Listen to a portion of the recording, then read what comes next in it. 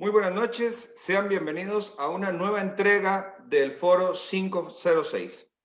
Esta noche tengo el gusto de compartir, digo el gusto porque la persona que me acompaña es una persona que aprecio, realmente admiro su trabajo, me gusta la forma en que la libertad busca diferentes formas de expresarse, en donde todavía podemos contar con ciudadanos que se preocupan, alzan la voz y pueden darnos dosis de realismos de las distintas Costa Ricas que componen una nación y que muchos no nos damos cuenta y que pensamos que la vara para medir un país está en el Valle Central. Hoy, frente a una crisis sanitaria y ante una incertidumbre enorme de un gobierno que a mi parecer no sabe realmente por dónde tiene que tomar decisiones, cuáles decisiones y a qué cosas tiene que darle mayor relevancia y mayor importancia en medio de toda la crisis, nos encontramos con una suspensión del curso lectivo. Y bueno, entonces invitamos al profe Ariel para que él también nos dé su visión como docente de si es esto una buena idea, es una buena medida, va a tener algunas consecuencias positivas o negativas, y si de alguna manera estamos o no estamos preparados para enfrentar la situación, no solo que tenemos frente a nuestros ojos, sino la situación que viene en los años que siguen. Un año en estudios primarios y secundarios puede representar un retraso enorme para una nación completa. El problema es que no tenemos un año de retraso. Se suman varios años de abandono y de responsabilidad de y otras administraciones, de y otro gobierno y otros gobiernos que realmente han dejado el estudio como algo poco relevante cuando es realmente lo más importante para una nación. Profe Ariel, buenas noches. ¿Cómo se encuentra usted? Buenas noches y muchas gracias. Muy feliz de estar aquí con ustedes y compartir criterios desde mi experiencia. Este es un tema que se podrían discutir muchos temas, pero este tema realmente lo he vivido. Como ustedes saben, trabajé muchos años en el MEP. Hace 2 años que ya me desligué completamente. Bueno, trabajé un poco de tiempo en Estados Unidos, con el sistema educativo de Estados Unidos. Luego me regresé a Costa Rica y trabajé en el MEP nuevamente y hace ya como 2 años completamente ya renuncié y tenemos nuestro propio proyecto educativo privado. Entonces sí, he visto y soy del área rural, ¿verdad? Buenos Aires, de Punta Arenas, y he visto el contexto. Aquí trabajé en un liceo, trabajé en un CTP y trabajé en un CINDEA. Entonces, hay muchas, y en CINDEAs, cuando trabajé en CINDEAs, trabajé en varios CINDEAs y en lugares muy, muy alejados. Entonces sí le puedo dar un contexto real de uno de los cantones más pobres en cuanto a este tema del país. Profe Ariel, yo quisiera que antes de entrar en materia, usted pudiera hacernos un breve resumen de quién es el profe Ariel, porque Okay. algunas personas lo conocemos y seguimos sus comentarios, la polémica que siempre se acompaña con sus análisis y sus palabras, pero ciertamente algunas personas hoy será la primera vez que lo vean en vivo y que lo puedan escuchar y entender mucho de su denuncia ciudadana. ¿Quién es el profe Ariel? El profe Ariel, un profe real, hay personas que creen que el profe Ariel todavía, bueno, ya ahora sí no, pero hubo un tiempo en que hubo un ataque y las personas pensaban que era un perfil falso, de que realmente no era un profesor. Y ya las personas, yo los retaba y algunos fueron averiguando en el MEP, pueden averiguar donde sea, pueden averiguar mi trayectoria y ya se dieron cuenta, ya me han dejado más tranquilo, ahí sí voy a aceptarlo. Ya no dicen que es un troll, que es de partido tal o lo que sea, porque hasta la fecha ya lo he demostrado. Pero el profe Ariel es un profesor que trabajó un profesor de inglés, ¿verdad? Que trabajó en el MEP bastante tiempo luego comenzó, eso es importante porque lo podemos unir al tema que vamos a desarrollar. Dentro del MEP comencé ya a estudiar, a sacar un posgrado, vea qué curioso, ¿verdad? Hace como 10 años, un posgrado internacional en el Tecnológico de Monterrey de tecnología educativa. Wow. Eso es completamente vinculante tecnología educativa con el tema que vamos a hablar hoy. A mí me apasionó mucho ese tema, la integración de las TIC en los procesos de enseñanza para reducir la brecha digital y que crear ciudadanos, estudiantes más competitivos. Ese es el resumen de la carrera.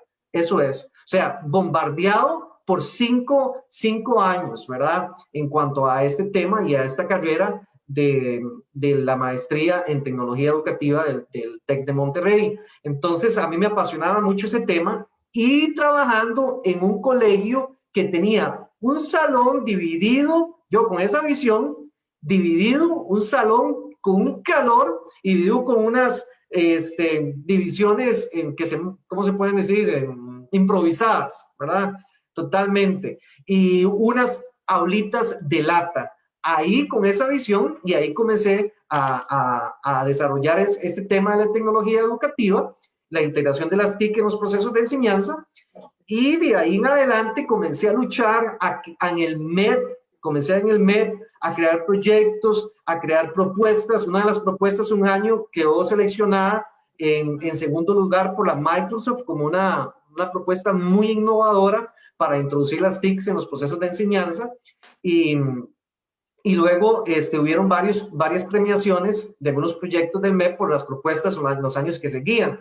Entonces, ese es el profe, pero llegó un punto, y le cuento todo esto porque llegó un punto que toda la visión que yo tenía, todo lo que yo creía que se lograba, entre más lo trataba de meter, más bien el MEP yo sentía que me decía, suave, vaya para atrás. Yo quería algo flexible y no ellos cuadrado, rígido. Así es, se ajusta o va a tener problemas. Eso era lo que yo sentía, no me lo decían así, pero eso era lo que yo sentía, una resistencia, pero yo creo que ese es el método adecuado. Yo no creo en tanta documentación, tanta papelería, eso le resta la calidad de la enseñanza. Tenemos que enfocarnos en cosas que nos den resultados, en aspectos que nos den resultados, y de ahí fue cuando el profe Ariel decide decir, no, me voy a poner mi propia escuelita, ¿verdad? Y voy a desarrollar lo que yo creo que es efectivo, que podemos hablar más adelante de los resultados ahí. De lo que yo creo que es efectivo, lo voy a desarrollar fuera.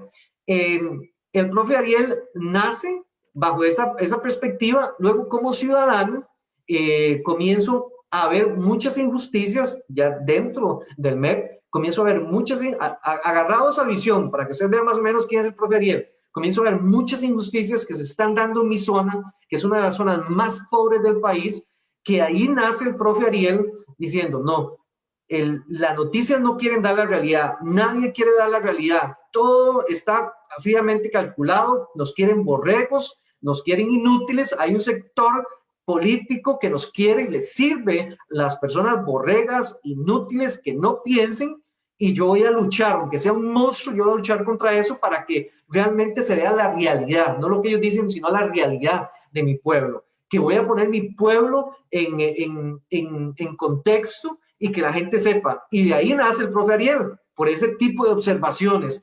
Mucha persecución, pero seguía adelante. Y de ahí en adelante, eso es lo que quería yo a nivel local de mi cantón, pero se fue haciendo más grande la estrategia. ¿Hay alguna razón que usted considere que fue como el factor crítico de éxito que de repente lo vuelve viral? Porque ciertamente, profe, una comunicación suya llega a miles de personas y genera miles de opiniones. Vemos, digamos, al país que está muy dividido, de repente hay gente que ataca, pero en el caso suyo particularmente, yo que sigo a varias personas que tienen este poder de influir, digamos, en las opiniones, los golpea muchísimo, pero en el caso suyo, su gente es muy leal y además se vuelven también como sus alumnos, porque son muy críticos, y críticos bien, o sea, críticos fundamentados. Es decir, hay una semilla en una parte de la sociedad que necesitaba canalizar las voces. Y yo creo que usted ha sido como ese factor catalizador, ese factor, digamos, que hace la voz de un altavoz, ¿verdad? Valga la redundancia. ¿Cuál cree usted que es el factor crítico del éxito para que de repente pues hayan tantos miles de personas siguiendo sus palabras y sus pensamientos? Yo creo que la gente... Perdón, ok. Que escucha como eco. No. Ahora sí. Adelante, perfecto. No escucha. Ok. Yo creo que estamos en una sequía, atravesamos en una sequía de líderes. Mucha gente está muy decepcionada y la gente ha visto tanto interés, tan decepcionada y ha visto tanto que la gente dice algo, tanto populismo, y luego se dan cuenta que todo ese populismo no era un real interés, era un interés pero personal, no era un interés de desarrollo. Yo soy un apasionado, y hasta se me eriza la piel, un apasionado por ver desarrollo en mi pueblo. Yo he tenido propuestas, una, otra, en esta campaña política he tenido desde diputaciones por primer lugar hasta pegabanderas, de todo, habido y por haber, propuestas indecentes. Tuve una vez, la otra vez yo les conté a ustedes de que estando viviendo en un apartamento, empezando con mi esposa a trabajar en un apartamento, una piecita chiquitita que los domingos no queríamos que llegara los domingos porque era tan caliente ahí que no sabíamos qué hacer. No podíamos descansar ahí porque era súper caliente y no teníamos patio, no teníamos nada. Entonces, y ahí yo rechacé propuestas indecentes. Ahí en una mañana fue la propuesta más fuerte en una posición del MEP que rechacé y no la quise, y en adelante rechacé y rechacé. Yo creo que la gente ha visto y lo ha analizado, la gente lo estudia uno, no, la gente sabe mi nombre, mi cédula, sabe todo, y ha visto y no ha encontrado ni una sola vez que yo me haya vendido, ni que yo ande detrás, ni que haya trabajado, ni que haya pegado banderas para alguien. Entonces yo pienso que ese ha sido como el éxito, que ellos saben que yo soy un trabajador, que saco tiempo extra para tratar de fomentar la educación. Eso es lo que yo quiero, el debate, la discusión. A mí me gusta lo crítico, que la gente critique. Mis estudiantes me gusta, más bien hay docentes que los critican y ellos se ponen a la defensiva porque quieren ser los poderosos. Los estudiantes a mí me critican y me gusta. Ok, me gusta el debate, me gusta que vayan pensando, digo, me emociona, digo, excelente que piense de esa manera. Entonces, ese yo pienso que es el factor que ellos han visto, las personas han visto que realmente mi interés es el desarrollo. Yo estoy apasionado por el desarrollo, amo mi país, creo que tenemos mucho potencial, creo que Buenos Aires, mi cantón, tiene mucho potencial, muchos recursos, creo que la educación tiene plata, recursos, todo para salir adelante, pero hay una fuerza que más bien nos obliga y nos quiere retroceder. Es increíble, a través de los años. ¿Qué cree usted que se esconde detrás de esa fuerza? Yo creo que es la manipulación, realmente, el adoctrinamiento viene fuerte y ya está en otros países, y esto no es algo de conspiración y ideas locas, no. Hay una agenda que se está replicando en diferentes países, es el adoctrinamiento. Las personas ellos mismos quieren producir sus ciudadanos, los que les sirvan a ellos, los que les sirvan para los votos y para seguir perpetuándose esta clase política en el poder. Eso es lo que yo creo. No les sirven los ciudadanos críticos, no les sirve. ¿Y cree usted que esto es algo nuevo de la última administración, de la última y la anterior, o ya esto viene años, digamos, incubando? Crítico, pero yo creo que hace aproximadamente 15 años empezó un declive poderosísimo, ¿verdad? Tuvimos una administración, yo trabajé en esa administración de un ministro, ojo, un ministro, y no sé si usted lo apoya, hay gente que lo apoya, de un ministro, que ahorita usted lo ve en las redes sociales, cómo se comporta, y uno dice, ¿cómo fue el ministro de Educación por 2 periodos? ¿Cómo se comporta? Como un chiquillo, a veces algunas cosas... Vulgar y todo, sí. ¿Ah? Muy vulgar y todo. Vulgar, infantil, lo que conocemos, hay mucha gente que cree que yo no sé utilizar el elemento progre, pero yo sí lo sé utilizar, sí sé que es un progresista genuino y a qué se refieren con ese término, y sí sé el género progre que se conoce en Latinoamérica, que ya todo el mundo sabe, ¿verdad? Que es el progre. Se comporta como un progre, pero de esos fanáticos. Entonces dice uno que estas ideas, y muchas de esas ideas estropearon el sistema educativo que hoy lo está sufriendo, todavía lo está sufriendo. Yo como docente pasé a ver cómo el docente tenía un grado de respeto a llegar a docentes que yo respetaba muchísimo, llegar y verlos sentados con la cabeza abajo, tiene familia, tiene deudas, a decir, la próxima vez que un padre de familia me llegue a mí a decir que me tiene que dar la nota a un estudiante, yo le voy a decir, ¿qué nota quiere que le den? Cuando yo escuché eso, dije, de un docente admirado, hecho leña, porque pasó toda una Navidad con un abogado encima y le echó a perder toda una Navidad de persecución, porque no le quiso dar la nota al estudiante para que fuera a bachillerato. ¿Me explico? Y esos portillos, ese poder que se le dio a este sistema, ha entorpecido la educación. Y cualquiera se lo digo y cualquiera se lo pruebo con hechos, porque yo estuve ahí. Yo lo sufrí, yo sé lo que es, yo sé las alcahueterías, que ahora ya no es por mérito ahora. Ahora es porque le toca. Las personas no se ganan las becas por mérito como antes. Y ahora ya no es porque le toca. Y ahora, gracias por todos por participar. Hicieron un excelente trabajo, aunque alguien haya hecho lo peor. O sea, me explico. Esa es la mentalidad que se trajo en estos últimos años. Ahora, vamos a ver. Ciertamente, profe Ariel, nos enfrentamos a un evento inédito, ¿verdad? Una crisis sanitaria sin precedentes, por lo menos en nuestra generación. Dicen que la última epidemia fue ya en 1918 o algo por el estilo, pero bueno, lo cierto es que de lo que nosotros tenemos de vida han habido brotes de algunas enfermedades, pero bueno, finalmente se terminan cayendo. Lamentablemente, esta pandemia enlaza o acopla, digamos, con una serie de deficiencias y se vuelve un arma mortal, como una bomba atómica.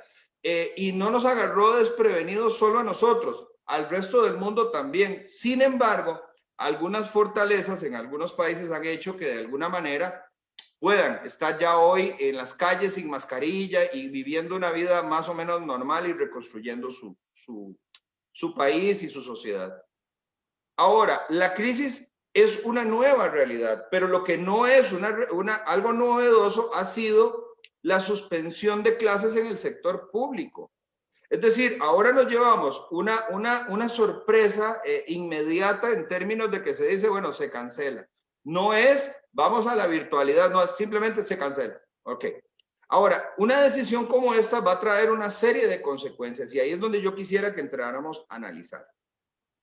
Sin embargo, desde que yo tengo memoria, la primera huelga que yo me recuerdo en mi vida de maestros viene más o menos como del año 87, que se suspendieron las clases, no sé, hará como un mes y medio o algo así. Ya mi mamá estaba loca de tenernos en la casa porque ya los chiquillos también tienen que tener su vida estudiantil y es parte de su formación y posiblemente pues nos volvíamos muy ruidosos y muy molestos. Pero no ha existido, profe Ariel, desde el año 87 hasta la fecha, un año que las clases igual no se suspendan. Por huelgas, por manifestaciones, por lo que usted quiera, pero ha sido un deporte nacional. Yo no recuerdo del año 87 a la fecha, que es algo así como 30 y pico de años, un año que no se hayan suspendido de las clases.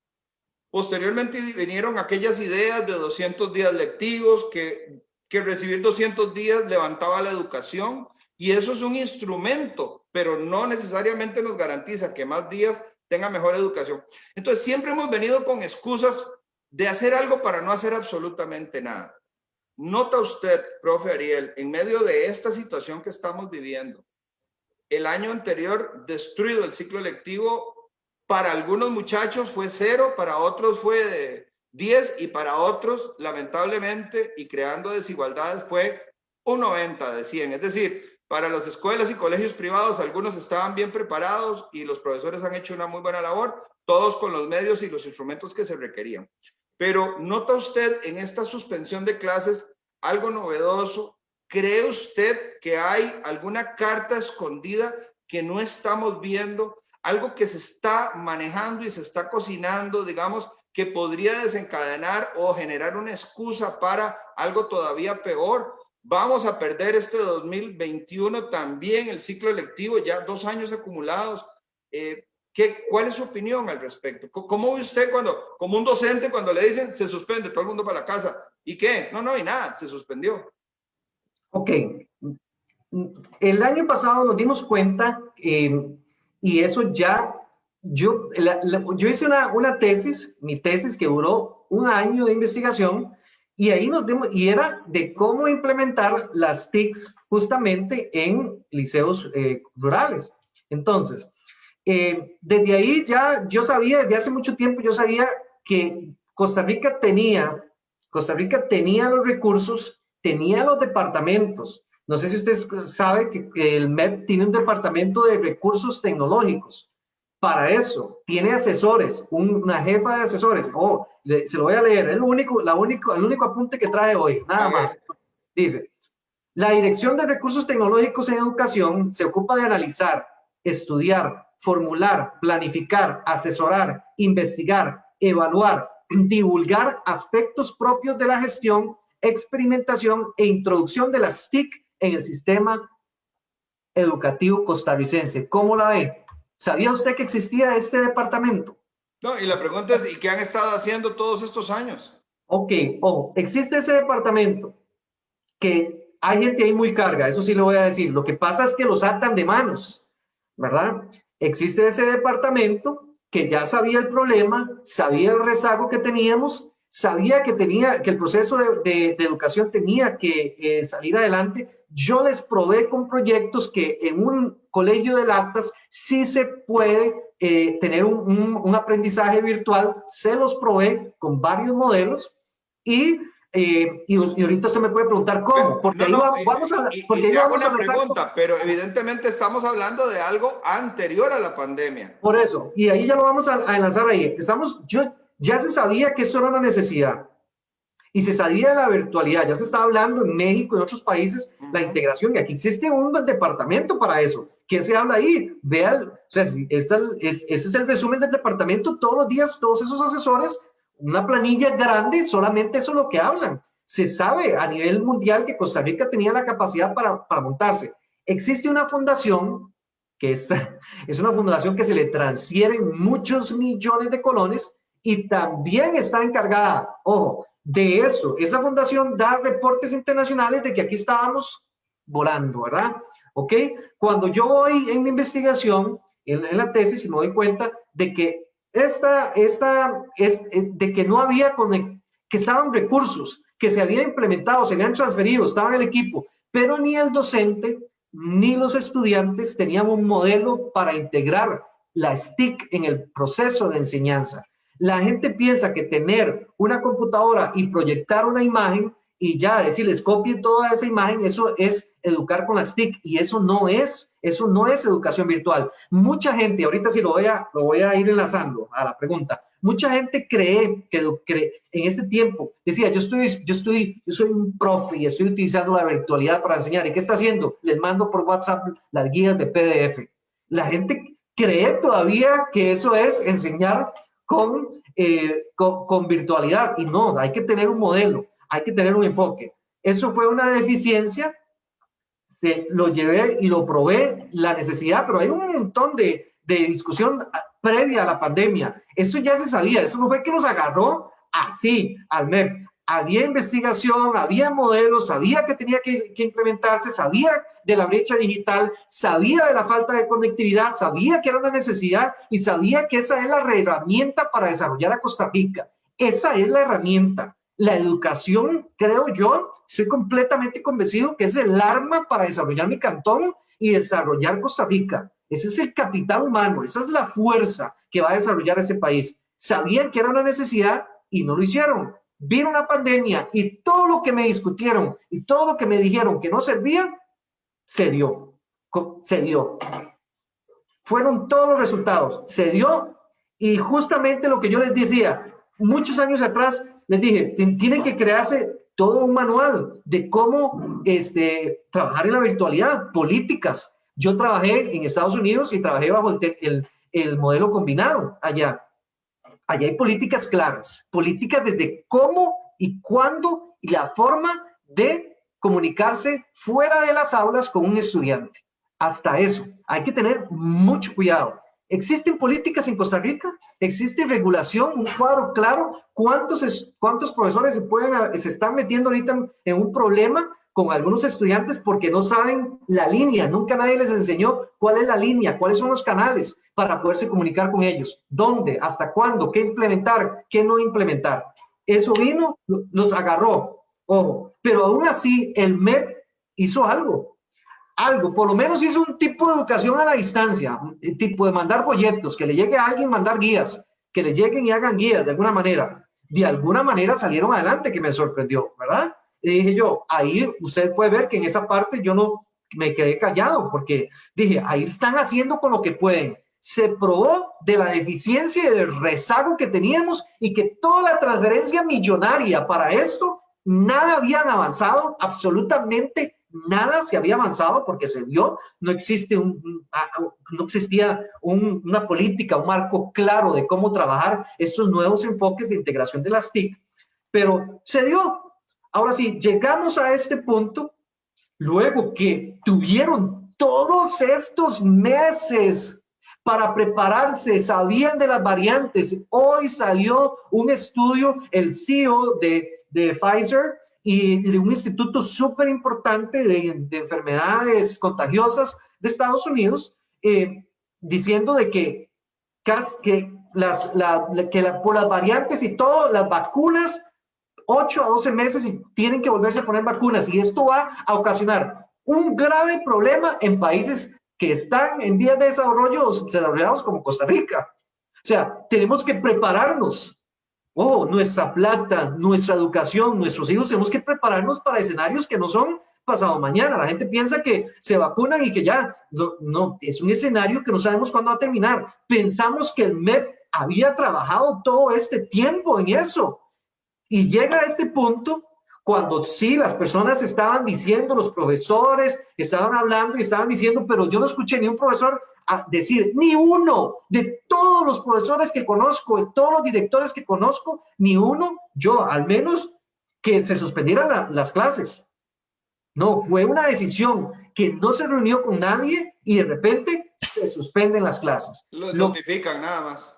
Nada más, sale un anuncio y se suspenden, que yo lo siento como aquí es donde ve uno que si realmente le interesan nosotros, si le interesa el desarrollo del país, se quedan en medio de un pleito ellos y si le interesa la educación, el desarrollo del país, a nuestros políticos, aquí es donde se ve si realmente les interesan o no les interesan.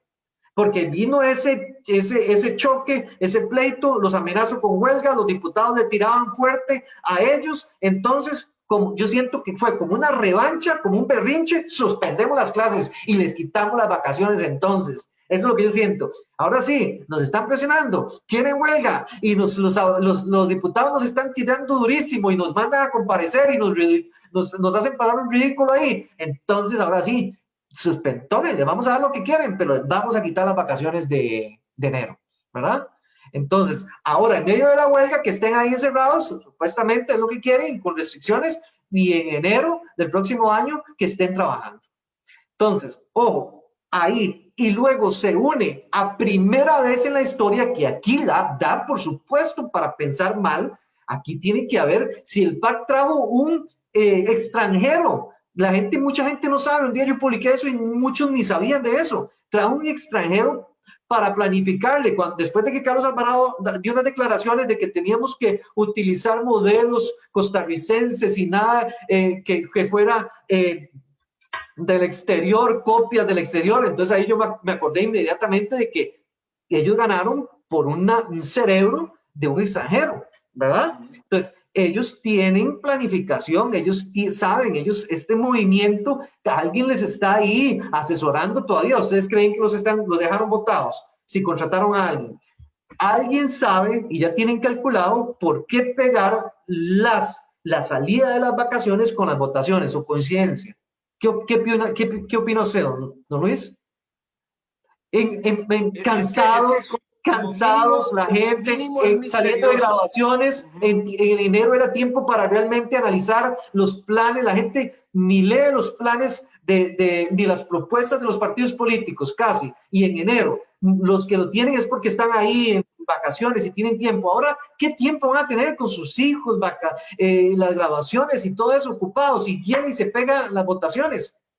No, primera vez en la historia.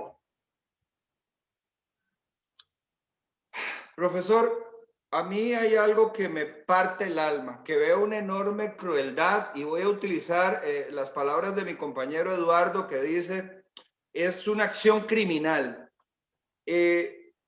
Conociendo, profesor, el drama y la realidad de muchos niños y jóvenes, la pobreza que tenemos hoy incrementada por las políticas, por los cierres, por caprichos también, porque no todo se ha pegado al rigor científico, ha sido mucha improvisación y bueno, es que hay unas actitudes que yo no sé ni siquiera cómo calificarlas, pero se juntan a un desempleo enorme, adicciones de drogas en el caso de familiares que estos chiquitos, por lo menos en la escuela, tenían una forma de despejarse, inclusive compartir con amiguitos y salir un poco, digamos, de ese infierno. La desintegración familiar, donde hay niños que están viviendo con un tío, con una prima o con un vecino, porque la mamá se fue, porque los papás se drogan, porque el papá está en la cárcel, porque la mamá, pues no se sabe dónde está, aparece cada ciertos meses. Yo tengo un familiar que trabaja en demografía y él me decía, Luis, vos no tenés idea. Dice, cuando tienen que llegar trabajadores sociales o gente del PANI a recoger un chiquito y resulta que tenés un chiquito de 3 años y otro chiquito de 2 años que están viviendo en un rancho con los abuelitos, que son señores de 90 años o tal vez un señor en silla de ruedas, en unas condiciones terribles, y ese mismo niño es el que va a la escuela y lleva ese drama con él. Entonces, una de las acciones que yo creo que son criminales de la suspensión de clases, evidentemente las clases, porque hay un retraso en el estudio. Pero profesores, que hay niños que llegan a comer su única comida al centro educativo. Entonces, un día esto yo tuve una discrepancia con un señor en redes, porque él me decía, no, es que usted hila muy delgado. Pensar que la mamá no está y que tiene que trabajar, o pensar que la mamá los abandonó ya, y pues seguro también entonces la abuelita se murió. Y le digo, claro, claro, es que esas son las realidades. Hay niños que viven con los vecinos. Hay niños que pasan en la calle todo el día. Entonces, le hago esta pregunta. ¿Usted cree que una bolsa de abarrotes crudos es una solución para un niño de 6 años, 7 años, 8 años, inclusive para un adolescente? O sea, ¿realmente sustituye darle un poco de arroz crudo y unas cuantas frutas el platito de comida caliente en un centro educativo? Sí, yo tengo una posición en cuanto a eso, de que sí, realmente es importante para una formación integral. Y eso hablamos del aspecto de los comedores escolares. Sin embargo, y eso es lo que usted dice es muy cierto, y sin embargo están haciendo el esfuerzo, están entregando, están haciendo, y hay gente muy mal agradecida y todo esto. Pero pero para mí lo más preocupante de todo eso es la brecha, la desigualdad. ¿Por qué? Porque los colegios privados siguen su curso, ¿ves? Las escuelas privadas siguen su curso, siguen preparándose.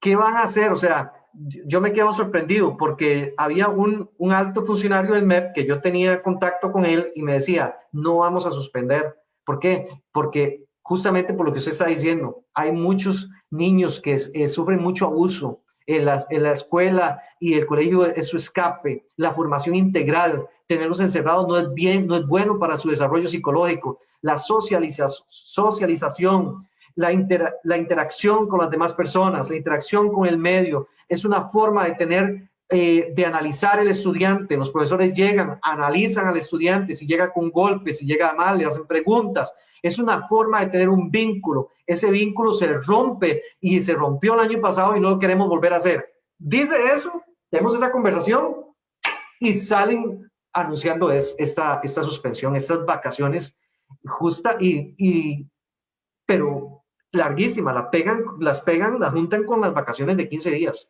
que para mí es increíble, increíble, que yo vuelvo a decir, hicieron ese término de tripas chorizo, con lo que pudieron en su poca planificación, pero lo hicieron el año pasado en el tiempo más complicado y tuvieron todos esos meses para prepararse. Jamás nadie se esperaba esto, nadie. Y aquí hay una cuota de responsabilidad en todo esto. La gente dice, solamente el gobierno es el culpable. Yo lo veo más allá del problema, lo veo como docente y lo veo más a fondo el problema. Esto trae una raíz y por eso hace un rato hablé tanto y con un trasfondo de todo esto. Esto trae un trasfondo donde hay muchos culpables. Los sindicatos son parte culpabilidad para mi concepto desde hace mucho tiempo, dejaron de luchar las luchas que se debieron luchar, ¿verdad? Muchos luchan para agraciarse con sus docentes, con cosas que saben que les van a gustar para su bolsillo, pero no realmente luchas por mejorar. Dígame, luchas por mejorar la calidad de educación. Ahí lo ponen como comodín detrás de unas luchas, pero no. Entonces, sindicatos, padres de familia que reportaban que no estaban conectados. Ojo, eso es muy importante y yo tengo bases porque vengo de uno de los cantones más pobres y asistencialistas del país. Muchos padres que reportaban, no tengo conectividad, profesora, yo no voy a mandar a mi hijo a las clases virtuales, él no se puede conectar.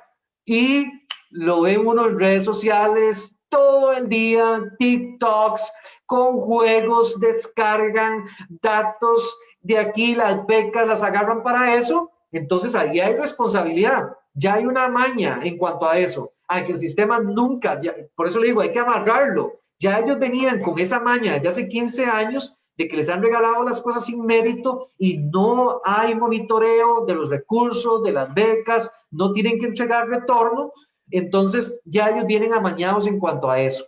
Entonces, madres quejándose todo el día de que sí es cierto, qué bueno, que no tenemos conexión aquí. ¿Y cómo hizo para escribir ese mensaje? En cuanto estaba ahí, o sea, llegaban los mensajes, sí es cierto, nosotros no tenemos conexión y aquí no tenemos internet y llegan los mensajes y llegan los mensajes. Entonces, ¿cómo hacía para conectarse de esa manera? Entonces, realmente creo que hay una estrategia que se pudo haber elaborado, muchas estrategias que se pudieron haber elaborado, muchas. Desde decir, bueno, ¿quiénes son los que tienen conectividad? En cada colegio hacer un inventario, un diagnóstico, cosas tan sencillas, tan sencillas. Vamos a mandar una directriz, un diagnóstico, eso tenía que haberlo hecho desde el año pasado, cada dirección regional, un diagnóstico, quiénes realmente tienen conectividad y quiénes no. Vamos a tener este plan para los que no tienen conectividad y este plan para los que tienen conectividad. Ok, vamos a ver los que no tienen conectividad, si pueden llegar al colegio o si pueden llegar a un punto estratégico donde haya una escuela con conectividad para hacer sus trabajos en cierta franja, o los vamos a traer al colegio para darles tutorías. Yo tengo una estudiante que vive en Holán de Buenos Aires, no hay conectividad. Una estudiante, se llama María. Es más, ya me está dando usted la idea y usted va a ver esa entrevista. Vamos a entrevistar a María, que vive en Holán. Usted vieras la montaña que es eso. En Holán vive ella y ella estudia. Cuando puede, viene, baja con los papás a hacer algunos mandados y se viene y le damos la tutoría y le damos el material. Viene aquí, conversamos con ella, cuando puede viene. Y cuando yo necesito comunicarme con ella, el papá va a cierto punto y recibe los mensajes y ahí vamos comunicándonos. Y vieras cómo ha avanzado. Vieras cómo María ha avanzado en el inglés. Impresionante. Nunca llevó inglés, allá no daban inglés en las escuelas. Y ahora ella está con nosotros. Tiene un año de estar con nosotros y el avance usted lo va a ver. Por supuesto, no es como una persona bilingüe de San José que estuvo desde kinder, una escuela, un colegio bilingüe todos los días, pero va a ver usted el producto. Eso es un gran... Si lo logró ella, que vive en una montaña, que realmente es aquí, ella sí vive en una montaña que no tiene conectividad, pero aquí hay mucha gente que clama que no tiene conectividad y es mentira. Eso es padres, luego docentes que yo los vi que se resisten al cambio. Docentes realmente que dicen, no, quiero y no les gusta y no me gusta y no se comunican con los estudiantes, creen que mandar la guía un PDF eso es, nunca no utilizar Zoom, reunirse con ellos que no, miles de excusas y así están los docentes, así están en el sistema educativo también, muy buenos unos y otros no tan buenos, ¿verdad? Entonces aquí no es solamente un problema del gobierno, y yo sé, yo lo viví, hay docentes que no les gusta, hay docentes que, hay, no muchos, muchos muy buenos, como le digo, que se han preocupado y trabajan más, se les ha hecho tienen vocación, mis felicitaciones para ellos, pero hay muchos que no quieren eso y están en el MEP.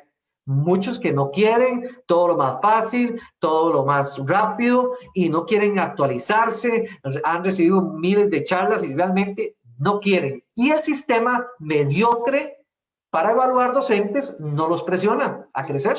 ¿no? Y no llega, ¿verdad? No llega. No llega a un sistema donde realmente se diga, bueno, esta persona en las últimas 3 calificaciones no dio, la retiramos del sistema para limpiarlo. Eso no hay forma. No existe, eso es súper difícil. En Estados Unidos los condados, los directores dicen, si usted no me rindió este año, va para afuera. Basado en resultados, ¿verdad? En algunas escuelas, porque en algunas escuelas y colegios en Estados Unidos, porque ahí está la educación en Estados Unidos también va para atrás. O sea, en muchas áreas, en muchos sectores hasta peor. Nada más que gracias a Dios a mí me tocó en un colegio premiado que era un modelo. Entonces, trabajar. Pero ahí, si no rendía, y por eso era muy bueno, si no rendía, va para afuera, si no hay resultados. Inclusive aquí no existe eso. Claro, y le comento, inclusive la cantidad de recursos que recibe un colegio es fundamentado en la evaluación de padres, alumnos y profesores. Entonces, cuando yo no sé si usted se recordará de la seriecita esta de caricaturas de los Simpson, cuando llega el director, más bien el intendente a visitar al director, que tratan de poner a que la niña toque el saxofón y que el otro se luzca y que suban las notas, porque en la medida en que mejoran la calidad, tienen mayor presupuesto para poder crecer como centro. Correcto, le voy a decir algo, mejor no vamos a hablar de otra cosa, porque esto sí es un poco revelador. Pero bueno, dentro del MEP existen, y muchos docentes que me están escuchando van a decir, dentro del MEP, dentro de algunas instituciones, los docentes, muchos docentes que quieren salir adelante y que quieren hacer algo diferente, hay una cultura que más bien otros docentes le dicen, mire el SAP, mire el jugando de artista cuando ya todo está inventado. Esas cosas han debilitado y hoy nos están pasando la factura, y ahí lo quiero aterrizar. Hoy, ves, don Luis Fernando, que es más amplio el panorama. El cáncer no es tan fácil decir aquí, MEP culpable y eso es todo, y ahorita fue, tomaron decisiones nefastas, y han tomado decisiones nefastas, pero esto trae un cáncer que sí se lo acepto, que es desde antes, y aquí se evidenció, se le abrió la herida ahorita y se evidenció la inutilidad, el rezago, los miles de recursos, instituciones que se les transfieren miles de recursos para eso. Ahorita hay plata como estábamos hablando para conectar al país, hay plata, simplemente hay una resistencia de que no hay interés. O sea, y realmente uno dice, ¿será que a los políticos les sirve esas poblaciones que sean manipulables? Y que sean entretenidas mandando mensajes y haciendo TikToks y tonterías para que no piensen. Profesor, yo pienso lo mismo. Aquí nuestro compañero de edición, el señor Ferdi, me manda una observación y quiero compartirla con usted porque se une perfecto con la siguiente pregunta que yo tenía. Dice Ferdi que un estudio realizado en México, en su investigación, determinó cómo medio año perdido en clases representa un retraso enorme en términos de la educación como un todo. Yo aquí tenía la pregunta, como profesional en el campo de la educación, ¿cómo afectarán estas medidas? Pero, profesor, sobre todo esta suspensión y este desorden en el ciclo a las futuras generaciones, ¿cuál va a ser la consecuencia cuando usted bien indica que los muchachos, los niños y adolescentes en el sistema privado no se están retrasando? Entonces, evidentemente se va a abrir una brecha, pero ¿cómo entender para el muchacho qué representa esto? ¿Cuánto se pierde en tiempo? ¿Qué pasa cuando usted no llevó su tercer año y lo pasan a cuarto y luego tenés que ir a quinto? ¿Se te hace un descalabro en el futuro? ¿Cómo usted como profesor ve esto? ¿Cuáles serán las consecuencias? Yo creo, ojo lo que voy a decir, eso es muy personal. Nosotros no nos habíamos dado cuenta desde antes, pero desde antes el sistema educativo estaba crítico para mi concepto. Necesitaba una reforma desde hace mucho tiempo. Y ahora, realmente, con esto es como la estocada final. ¿Por qué necesitaba una reforma? Un sistema memorístico. Eso no se ha logrado cambiar en Costa Rica. Nos jactamos de que no tenemos ejército y que destinamos una gran cantidad del PIB a la educación. Creo que anda como el 8 punto algo, ¿verdad? De por ciento. Y realmente no está ese retorno que uno esperaría, que la gente habla de Costa Rica, de la educación, pero ya críticos estábamos y ya estábamos viendo esa generación, ya lo estábamos viendo, ese tipo de estudiantes que ya antes de la pandemia lo estábamos viendo, ese tipo de estudiantes que llegaban a las universidades y de repente ya se daban cuenta en las universidades, rebotaban, no aguantaban y los tienen, yo los he visto. Aquí lo vi en mi pueblo, 3 meses y aquí de nuevo con sus papás y sus mamás y pagándole los estudios o yendo o a trabajar, lo que sea, porque no aguantaron, porque se rebotaron, porque no tenían a papito y a mamito para ir a pelear por ellos. Salieron eso de que voy, peleo, de que usted tiene todo, se le habían vendido eso de que iba a alcanzar todo el mundo, que todo era bonito, que todo era color de rosas, como lo quiere pintar el MEP, como quería pintar ese sistema, y cuando salen y se dan cuenta de la realidad, rebotan, y eso, ahí es cuando llegan muchas depresiones en estas personas, porque yo he hablado con ellos, es frustración. Una muchacha llorando, una muchacha conmigo, llorando, y me decía, ahora me doy cuenta de mis años desperdiciados. Este título realmente a mí me lo regalaron. O sea, eso fue realmente años desperdiciados. Ahora, ya estábamos críticos, pero viene esto y esta es la estocada final. Quieren a los estudiantes prácticamente de ahorita los quieren en la casa. ¿Qué van a hacer? Ahí es cuando yo apelo a los estudiantes y yo lo estoy haciendo y mi esposa me está ayudando mucho. Ahí es donde yo apelo, por favor, yo sé que es duro, pero luchen por la educación de sus hijos. Si no hay nadie, luchen ustedes. Yo estoy luchando por la educación de mis hijos y estoy luchando por ellos. Mis hijos somos estrictos. Estas vacaciones de por sí, mis hijos aprendieron a leer en la casa. Hoy estábamos estudiando con mi hija la lectura, mi hijo de 9 años estaba con ella, pasó la tarde siguiendo la parte de la lectura. Yo quiero que ellos sigan avanzando. Y mis hijos están en una escuela pública, para que vean, para que no digan, uy, usted está hablando y los hijos los tienen en una privada, y la privada está aquí a 2 cuadras, donde mí, la escuela la única que hay en mi zona.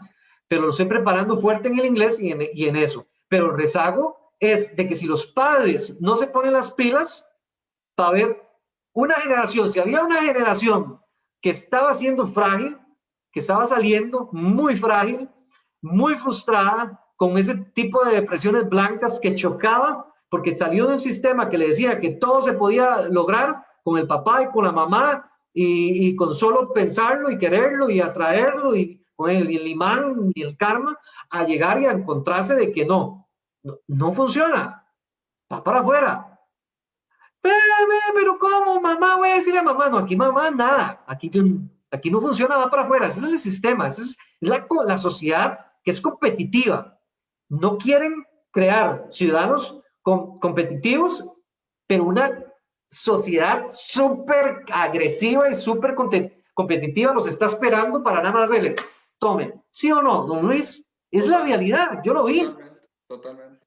A un estudiante no se le puede hablar mucho, ya no se le puede hablar de competitividad, de que usted hizo muy bien el trabajo y al otro no se le puede decir que usted no lo hizo bien. Tiene que tener cuidado. Ojo, bien, y usted va a un trabajo, luego que sale, ¿usted cree que le van a decir así? ¿O va a ir a una universidad pública, usted cree que le van a decir así?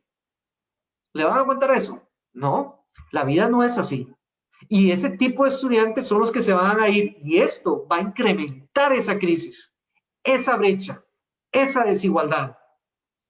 Y también se da una frustración adicional. Supongamos, profesor, que pasaron el filtro y lograron terminar la universidad.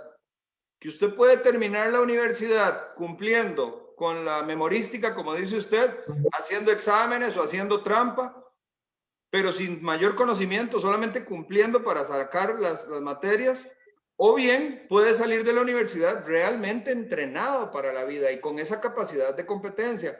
Pero entonces vemos, digamos, dos fenómenos sociales. Uno es los muchachos estos, que son estos protegidos, digamos, por un sistema mediocre que les exige poco, que llegan a la Universidad de Costa Rica a quemar un edificio nuevo, a quebrarlo todo, a quemar llantas, a tratar de ponerle combustible a los policías y hacer berrinches, porque el sistema ya no les responde igual. O por el otro lado, el que también logra pasar y se esfuerza, pero llega a la calle y no hay trabajo. Porque resulta que la educación fue tan débil que lo que el mercado necesita hoy, que son trabajos como los tecnológicos, como lo que le llaman STEM, y resulta que lo que tenemos es un sociólogo, un psicólogo, o inclusive, lo más triste, doctores en medicina, que los necesitamos, pero el sistema, que también es mediocre, no los deja entrar, y entonces tenemos un montón de médicos desempleados. Ahí la frustración social es todavía mayor, ¿verdad? Y el caldo de cultivo para el conflicto social se incrementa, y yo creo que no es algo que va a venir, yo creo que es algo que ya tenemos, profesor. Eso era lo que yo le decía. ¿Verdad? No es que la bomba va a explotar, es que la bomba explotó. Ya había explotado desde antes, solo que no queríamos verlo. Por eso es el sistema, la educación es crucial, es fundamental. La educación en mi pueblo yo lo veo fundamental para el desarrollo, que una persona sea crítica, que aprenda a producir. Yo creo este pueblo tiene los recursos riquísimos para hacer proyectos productivos, pero que se trabajen desde escuela y colegio y que salga la gente con esa mentalidad para utilizar todos esos recursos que hay aquí. Pero de aquí salen con la mentalidad de que me voy a trabajar a otro lado porque no hay trabajo, porque no salen esos estudiantes capaces de crear pymes, de crear emprendimientos aquí con los insumos que tenemos nosotros, que existen, pero no los ven. ¿Por qué no los ven? Porque no se les abrió los ojos, esa capacidad creativa, esa capacidad emprendedora, esa capacidad de producir, de sacarle jugo. Nos crearon máquinas que sirven para trabajar en una multinacional para alguien, porque ellos no se ven capaces de producir. Ese es el problema de la educación. Y ese es un problema que yo tengo, y quiero meterme a profundidad para demostrar que aquí sí se puede, en ese pueblo sí se puede, trabajar con proyectos paralelos. Como le decía, yo tengo estudiantes que tienen 2 años, 3 horas de inglés nada más por semana, 3 horas de inglés. Tienen 1 año, año y medio y son competentes. No le voy a decir que perfectos, pero competentes de zonas rurales. Son competentes, comunicativos. Pero tenemos en un sistema, ¿cuánta plata se invirtió? Ojo, ¿cuánta plata se invirtió? Solo hablando de un área, nada más. ¿Cuánta plata se invirtió? En docentes, en primaria, en docentes en secundaria. Estamos hablando de cuántos años. 10, 11, 12 años. Y esos estudiantes han venido a iniciar un curso conmigo y no saben ni los colores, ¿no ves? ¿Cómo es posible? ¿Cómo es posible que exista eso? Eso es fraude. Fraude, ¿sí o no? Don Luis, yo no sé si pasa en San José, pero aquí en mi zona pasa en inglés y en las otras áreas. En las otras áreas, en inglés, que es, yo lo puedo analizar y lo he diagnosticado y vengan los que quieran aquí para demostrarle que lo que estoy diciendo es una realidad. Esos docentes que se les pagó 6 años, 11, 12 años, ¿cómo es posible? Y con 3 veces, a veces más de horas que lo que tenían un colegio técnico que lo que tenía conmigo. ¿Y cómo es posible que 1 año, año y medio, un día le voy a pasar a unos estudiantes míos para que se los vea, de aquí, salidos de aquí, de no saber nada, en 1 año, No, es que 3 horas. el problema no es la materia prima. O sea, los muchachos son brillantes, son capaces y lo han sido siempre, pero el sistema los destruye en el camino, ¿verdad? Los despedaza. Eduardo Sayek, mi compañero, es profesor y yo diría que un excelente profesor de economía, de macroeconomía, creo, y de visión internacional económica. Y me dice, Luis, a mí me frustra ver a los muchachos que uno les dice fracción de tal o sáqueme el 10% y no te saben sacar un 10%, un porcentaje. Y dice, mira, y no es que es el curso 1, no, ya son avanzados, están a punto de graduarse o van a media carrera. Entonces, y esto no digo que sean muchachos, no, estos van o al privado o al público, da lo mismo. O sea, la educación la traen del sistema, lamentablemente del sistema público, pero imagínate que algo, un instrumento tan básico como sacar un porcentaje no se sepa. O vos ves a las personas escribiendo en redes y mira, no hay sintaxis, no hay lógica, la crítica o la opinión es lo que ha dicho otro, ¿verdad? Que es como un copy-paste.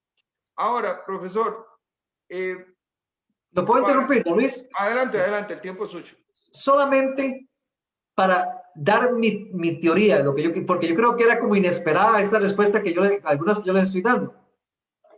Antes de la pandemia, un estudiante, vamos a dar ese ejemplo que lo veo muy rico, ¿verdad? En inglés. Antes de la pandemia, un estudiante iba a la institución y 10, 11 años aquí de inglés y nada. Ahora va para la casa, en todo este tiempo, ¿qué va a avanzar inglés? Seguramente nada. Me explico. O sea, tampoco es como que el asunto estaba mal desde antes. Y vamos a peor. Y vamos a peor. O sea, aquí es donde tienen que realmente uno ver que el sistema, lo que hizo la pandemia fue revelar el cáncer que ya había. Si volvemos otra vez al modelo tradicional después de eso tiene que producir una reforma. Como decimos, a la fuerza.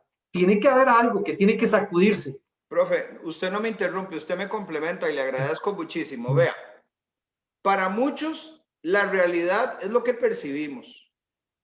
Entonces nosotros creemos, comentamos desde lejos, como dice mi amigo Pablo Barahona, desde la llanura damos opiniones, pero lo cierto es que para usted como docente y para miles de docentes, la realidad es la realidad, no es la percepción, es lo que es lo que tienen ahí, es lo que hay, ¿verdad? Dicen los españoles.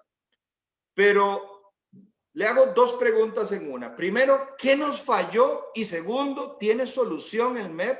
O sea, si hay esperanza. O sea, vamos a ver, hay países en el mundo que están en el lugar 2, en el 3, creo que Hong Kong es el primero en las pruebas PISA. Es posible ascender en la escalera, es posible ser mejor.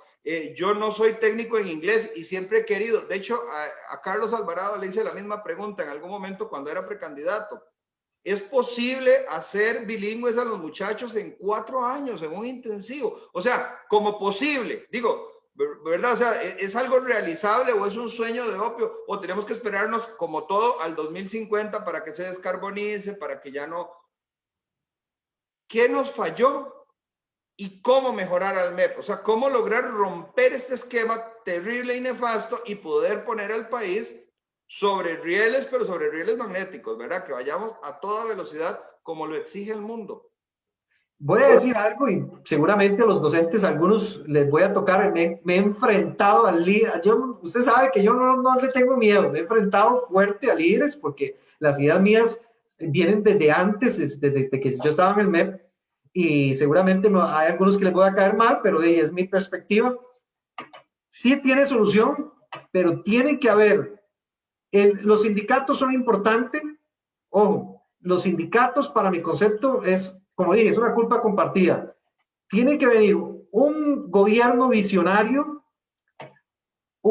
que ponga fichas visionarias y realmente que inspiren a los docentes y que inspiren a los docentes de tal manera que evidencien que los sindicatos a veces lo que ellos dicen hay que tenerles mucho cuidado, que tal sea la pasión por el desarrollo y por el avance, que más bien los mismos docentes le digan a los sindicatos, suave, suave, llévela suave, porque los mismos yo pienso que muchas de las cosas que estamos viendo hoy de la suspensión, los sindicatos tienen su cuota de responsabilidad, ¿verdad? Dentro del MEP, que yo creo, y yo lo viví, creo que los sindicatos, las luchas, muchas de las luchas no son por mejorar la calidad de la educación, que yo creo que deberían de darse, no son para eso. Entonces, sí creo que haya solución, pero tiene que venir primero un gobierno visionario, una pieza, un ministro, y no solamente ministro, piezas visionarias y que comiencen un proceso de reforma, pero no a lo loco, no esas reformas así, esos ideales, no, una reforma real que convenza a los docentes y que convenza al pueblo de Costa Rica que se tiene que salir adelante. Y de ahí trabajar mucho en la calidad docente, en la calidad de los docentes, en la evaluación de los docentes, tiene que modificarse, pero ojo, ¿ves lo que yo le digo? Y muchos se estarán viendo, algunos docentes. Si se le mete mano a la evaluación de los docentes, ¿quiénes son los primeros que caen? ¿Don Luis? Los sindicatos. Los sindicatos. Claro. Entonces, ¿ves? Amarran el asunto. Entonces, ahí es donde yo digo, tiene que venir un gobierno visionario, un ministro visionario y meter piezas visionarias dentro del MEP. Yo conozco gente, vea qué curioso, yo conozco uno de los docentes más buenos que yo conozco a través de los últimos 10 años que han hecho. Se han ido. O sea, qué extraño. Salen del sistema las mejores piezas. Se han ido, renuncian. Se renunciaron. Se fueron a trabajar. Los mejores profesores de inglés que yo conocí en la zona no están ejerciendo. Díganos, bueno, ilústrenos con algo. ¿Realmente es muy mal pagado el docente en Costa Rica? No, en Costa Rica, para mi concepto, no. Sí sé que está muy mal enfocado el desgaste que recibe, muy mal enfocado. Es documentación, reportes, es una educación basada en reportes, en papelería, no una educación basada en resultados, que le den libertad y que le diga, no, yo lo que quiero son resultados. Sea libre, despójese de ese estrés de 2, 3 días. ¿Cuántos docentes que me están escuchando han botado horas de energía en basura? Porque aquí se lo digo, es basura para el medio ambiente y basura para todo, porque son un montón de reportes que nadie lo lee, eso no lo revisa, no sé para qué ni para qué son unos reporte, eso lo consume. Entonces el docente dice, son muy mal pagados con base como acelerar un carro en neutro, es simplemente esforzar el motor, pero no logras absolutamente avanzar. Entonces un docente dice, un docente que quiera hacer las cosas bien, se esfuerza por hacer las cosas bien, un desgaste ahí, y un desgaste en toda esa papelería y toda esa cosa que tienen que hacer, ¿verdad? Entonces lo ven con el salario y a veces dicen, no, por eso yo digo, el salario para mí está bien, para mi concepto está bien, pero quitarle un montón de cosas innecesarias que no llevan a nada. La gente piensa que hacer hace productivo a alguien. No, es ¿qué estoy haciendo y qué me está produciendo? ¿Verdad? Porque gastar energías a lo loco, como dar vueltas y vueltas a no llegar a ningún lado, gastar energías en vano. ¿Me explico, ¿no, Luis? No, claro que sí. Claro que se explica. Lamentablemente se explica y se explica muy bien y entonces entra uno como en una frustración. Ahora, hemos sido expertos en cuanto a las relaciones internacionales, a ir a poner la mano y a pedir plata. Plata para todo tipo de programas, plata para que nos ayuden.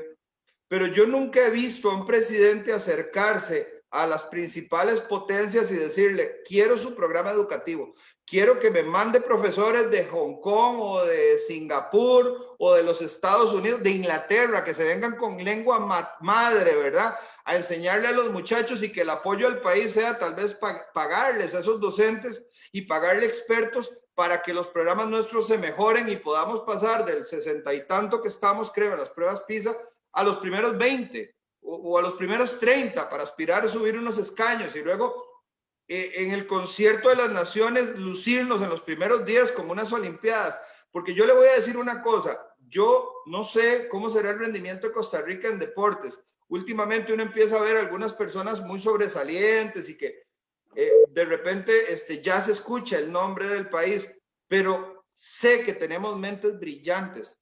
O sea, fuimos los primeros en poner un hombre en el espacio. Tenemos una mujer brillante en la NASA. Tenemos abogados, constitucionalistas, profesores, ingenieros, que, bueno, que lamentablemente ahora se nos están yendo del país porque las oportunidades se nos agotan. Profesor, ¿usted cree que sea posible hacer esto que le llamamos en marketing el benchmarking, digamos, tomar un muy buen sistema y adaptarlo, o también las resistencias ideológicas van a hacer que no se permita avanzar de la misma forma que vimos a los muchachos ir a manifestarse por la educación dual? Yo creo que no necesitamos, eso es lo que le digo. Más bien, lo que yo he visto y lo que he estudiado es que se van a capacitaciones, creen que agarrar lo de un diferente contexto, diferente historia, totalmente un marco educativo, llegar y traerlo aquí, esas ideas, lo que hacen es más bien un peor sancocho. ¿Ves? O sea, más bien hacen, ¿por qué? Yo creo que Costa Rica tiene, como usted lo acaba de decir, tiene las personas, tiene los profesionales y tiene los visionarios para colocarlos en el MEP, y con el contexto, nuestro caso es y crear una reforma dentro del sistema educativo, pero que lo dejen o que les sirva a otras personas. Ahí es a la clase política, a cierta clase política, ahí estamos hablando, o a ciertos sindicatos que están amarrados también al poder, ¿ves? O sea, están ahí cogobernando, algunos se pelean al frente de nosotros, pero por detrás se dan la mano muchas veces, y nosotros somos los conejillos de India los que salimos perdiendo. Entonces, yo creo que aquí hay la visión, pero es un sistema rezagado, un montón de piezas políticas puestas por argollas, no por capacidad. El MEP está lleno de puestos importantes, muy importantes, lleno también de personas que no tienen no saben nada, no tienen la visión, no tienen la capacidad para estar ahí, para promover ese cambio y esa visión. Por eso le digo, claro, las capacitaciones, ir y traer profesionales está bien, pero traer copias baratas y recicladas pensando que porque traemos un programa y lo adaptamos aquí y hacemos un sancocho a una realidad completamente diferente y que eso va a funcionar, no, eso ya lo he visto muchas veces, y eso lo que hace es peor todavía, el enredo. Profesor, el tiempo nos jugó una mala pasada, se nos fue la hora en esta conversación, y yo no quiero desaprovechar un cierre de parte suya, un consejo para los padres de familia, que es una de las piezas en ese engranaje importantísimas para los docentes y para los estudiantes que nos están viendo, y también para que aquellos que tenemos percepciones y que vemos desde la llanura, también de alguna manera podamos integrarnos y hacer una fuerza, porque podría ser que el MEP no quiera cambiar, pero puede ser que la ciudadanía lo hagamos cambiar y exijamos la calidad que necesitamos. Y si queremos igualdad, no es bajar a los privados al nivel de los públicos, es subir los públicos y también los privados, y que todos los muchachos tengan igualdad en oportunidades, no en regalos, en oportunidades de esforzarse y de alcanzar sus objetivos en la vida. Yo lo que les digo a los padres de familia en este tiempo, no muestren una frustración al frente de sus estudiantes, ni comenzar a maldecir a los docentes, ni comenzar a maldecir al MEP al frente de ellos y decir que toda la culpa del MEP y que ahora ellos se van a estar ahí haciendo nada por culpa del MEP.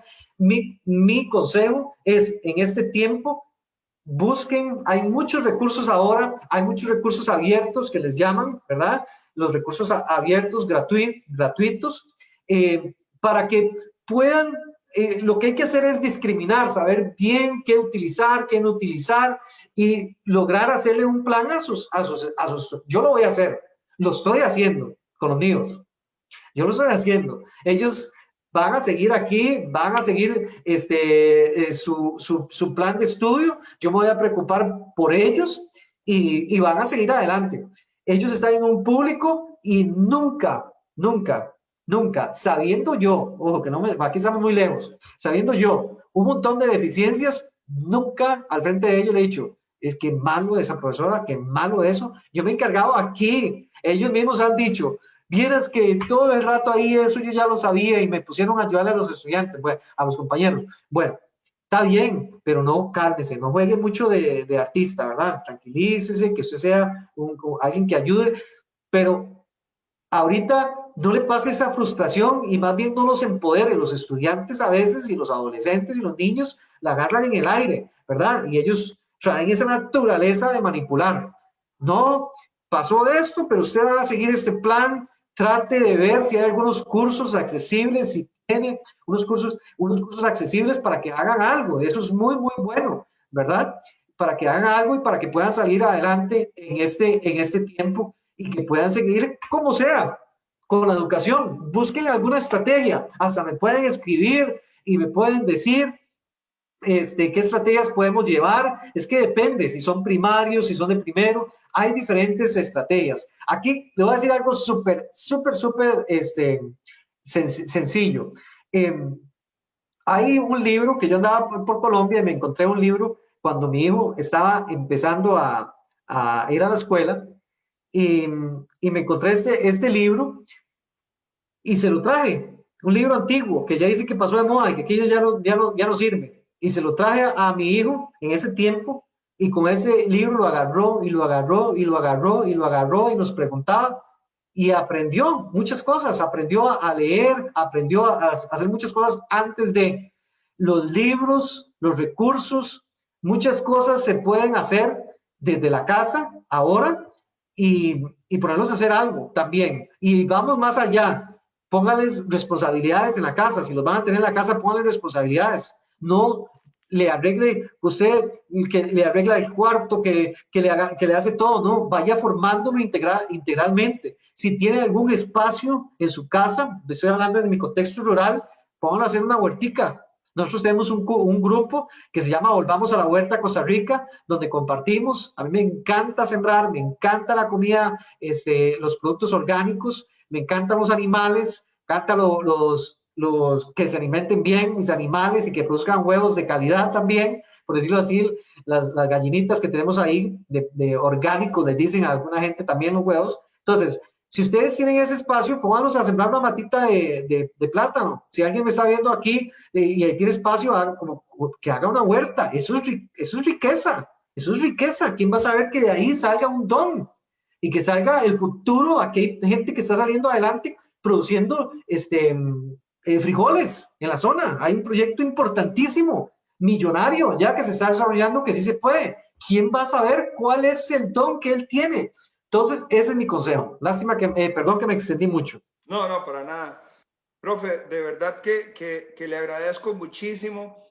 Ese don de gentes que usted tiene, yo creo que inclusive, y lo doy como una idea, ojalá y llegara, digamos, no solamente una persona con usted, con ese activismo, sino a otros. Pero bueno, de repente si la montaña no va, como si Mahoma no va a la montaña, que la montaña vaya a Mahoma. Y sí, hay buenos profesores, tal vez estos mismos medios y estas plataformas les permitan hacer tutoriales, donar una hora explicando bien las cosas que más se les complica a los muchachos, no sé, ecuaciones, fracciones, sacar porcentajes. En el caso suyo, las bases del inglés, lo más importante. Yo creo que el inglés es una lengua relativamente fácil de aprender, ¿verdad? O sea, y a veces es el miedo lo que hace y la vergüenza que la gente, o la falta de práctica, que la gente, digamos, no le entre, ¿verdad? Considerando la herramienta tan importante, porque es que el hablar inglés no es para ir a trabajarle a un gringo, no, no, no, no. Hablar inglés es abrir el mundo, que habla casi todo en este idioma y nos permite investigaciones, libros, poesía, cultura, educación, recetas y crecer en términos como ser humano. Ojalá de verdad que se pueda organizar la sociedad, ojalá que muchos profesores comprometidos puedan hacer sus tutoriales y reemplazar el espacio que está quedando vacío lamentablemente por los dirigentes del Ministerio de Educación Pública. Por un berrinche, parece como un berrinche.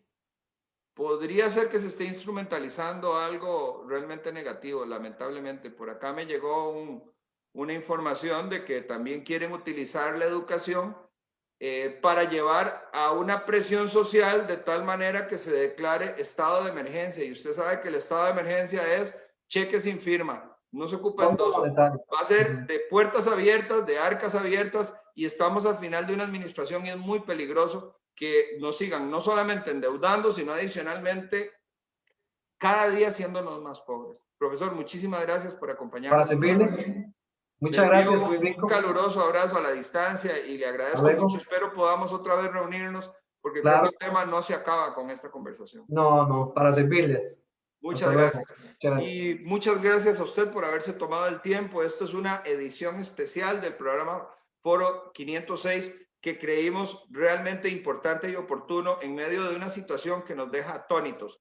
No sabemos realmente qué se soluciona en el momento en el que se suspenden las clases para la educación pública, considerando que la educación privada continúa a su paso sin mayores retrasos.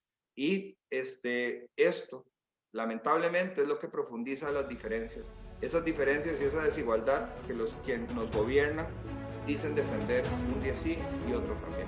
Muchas gracias y buenas noches.